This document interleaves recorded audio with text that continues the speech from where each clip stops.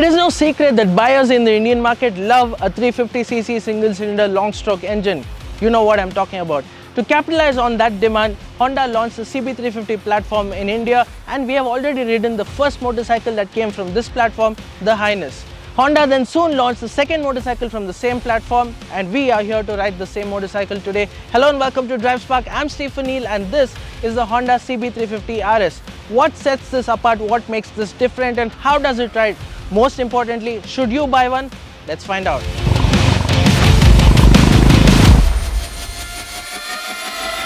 Before we talk about the interesting design elements on this motorcycle, let me run you through the color options. So it's pretty simple, there are just two. This, the monotone, it's called Radiant Red Metallic, and also there's one more option which is the dual tone option. It is black and pearl sports yellow. So you get a black tank with some yellow elements on it. Also the side panels also have some black and yellow elements. So that is the dual tone. Now let's get talking design and style.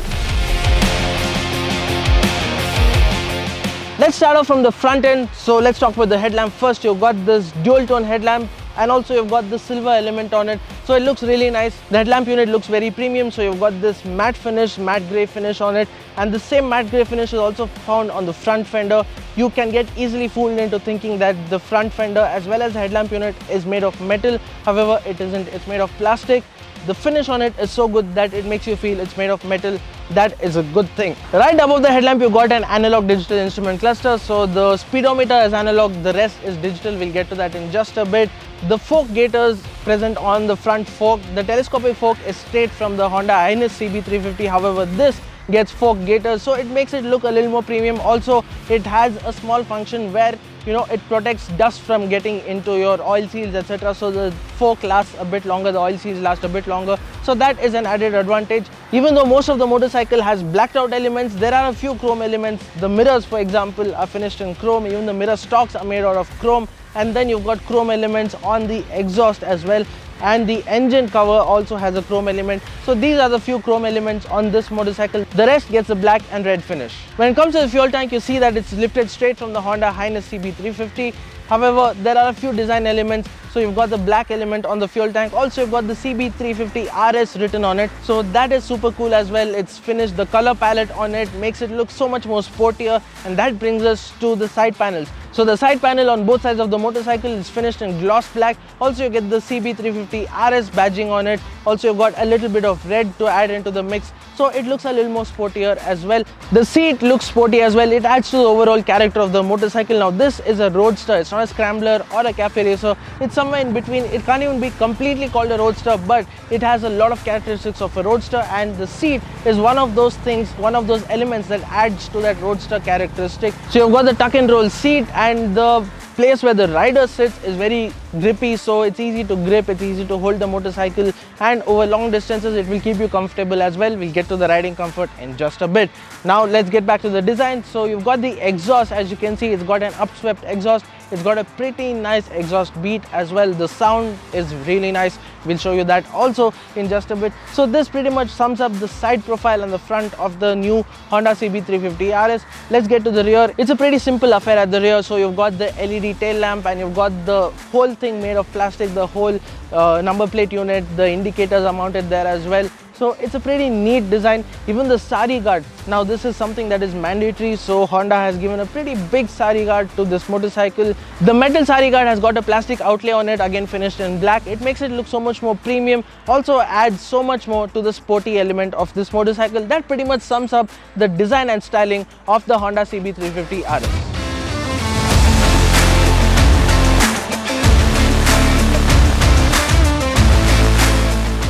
Features. So what features does the Honda CB350 RS come with? Let's get talking about the instrument cluster first. So that is the biggest feature on this motorcycle. So as I mentioned earlier, you get an analog digital instrument cluster. Only the speedometer is in the analog form. So it's pretty nice to look at, especially when you're riding. It looks nice when you're cruising, you're doing 80, 100 kilometers per hour. It looks nice. Now you also get a small LCD screen there. That screen displays a lot of information for its size. So you've got trip meters, you've got the odometer, gear position indicator. You've also got instant fuel efficiency, distance to empty, etc. all being displayed on a really small screen. Legibility, is an issue when it's really bright and sunny, but at night it looks really cool. It looks very nice. In fact, the buttons to adjust the details on the screen are placed on the side, so even that has been taken care of. So when you're looking at it from the rider's point of view, nothing is really seen, so it looks really nice and tidy. Now you also get telltale lights on the right side of the instrumentation. So on the circular bit you get all these details. On the right side you get some telltale lights for the traction control, ABS, turn signal indicators, high beam, etc. Yes, you get traction control, and also you get a dual channel ABS system with this motorcycle. The switchgear on the Honda CB350 RS is decent. It's not something that you would really write home about. So the switches themselves are made of excellent quality. However, the housing in which the switches are placed is something that definitely could have been made of a higher quality. So it's painted in a gloss black finish. We have a feeling that the paint might chip off over time. A plastic finish would have been much more better. Good quality plastic should have done the job perfectly.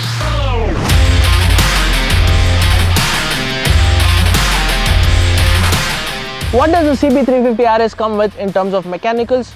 Let's start talking about the engine first. This is an air-cooled 348.3cc single-cylinder fuel-injected engine. It produces about 20.8 bhp at 5,500 rpm and 30 Nm at 3,000 rpm. So the power and torque figures both come down low in the rpm range, and that should already say something about this motorcycle.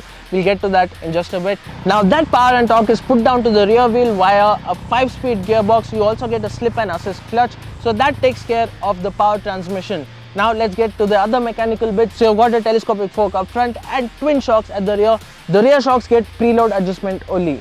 Brakes, well, you've got a 310mm disc brake up front, and at the rear you've got a 240mm disc brake. You get a dual channel ABS system as well with this motorcycle. You also get traction control. As I mentioned earlier, you can turn the traction control off as well. So that pretty much sums up the mechanicals. So what does this feel like to ride? Let's get riding. Before we get riding, let's see how this motorcycle sounds. So let's turn the engine on.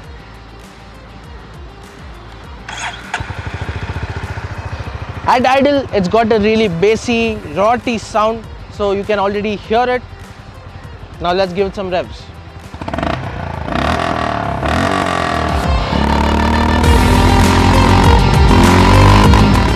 The first thing you notice when you're astride the Honda CB350 RS is just how comfortable the seating is, the rider position is. The rider ergonomics are spot on. It feels just perfect. Whether you're riding in city, whether you're doing your everyday commute, or you're heading out on the highway, it feels nice, it feels just right. The seat height is 800mm, so even though it doesn't look like it is pretty high, it is a decent seat height. It is pretty high actually. Adding to this is the rear side footpegs. Of course, it is not as rear side as on sports bikes. However, compared to the H'Ness CB350, this has slightly more rear side footpegs, so it makes the overall riding experience more sporty as well. Now coming to the handling, so this motorcycle handles just alright. It's not as sporty as the name would suggest, RS. However, as Honda says, RS stands for road sailing, so for that, this riding position is just perfect. So how comfortable exactly is the CB350 RS? Well, the suspension has been set up a little towards the stiffer side, so it does hit bumps a little too hard, so you do feel potholes, you do feel undulations on the road. However, it isn't really a deal breaker, so it won't affect you as much as you think it would. On that end, it's a thumbs up from us. However, how does it perform now? Let's find out. The engine, as we said earlier, it produces the torque and power at low RPMs, so that makes it really tractable, so you can get going at lower RPMs. However, it does struggle a bit in second gear if you're pushing the speeds a little too low. The gap between all the gears is a little too high, so it does struggle a bit in higher gears, especially at low speeds. However, on the highway, it feels right at home in fifth gear doing 100 km per hour. It doesn't feel strained at all. Yes, there are vibrations. Above 80 km per hour, the vibrations creep in. However, that's just about it.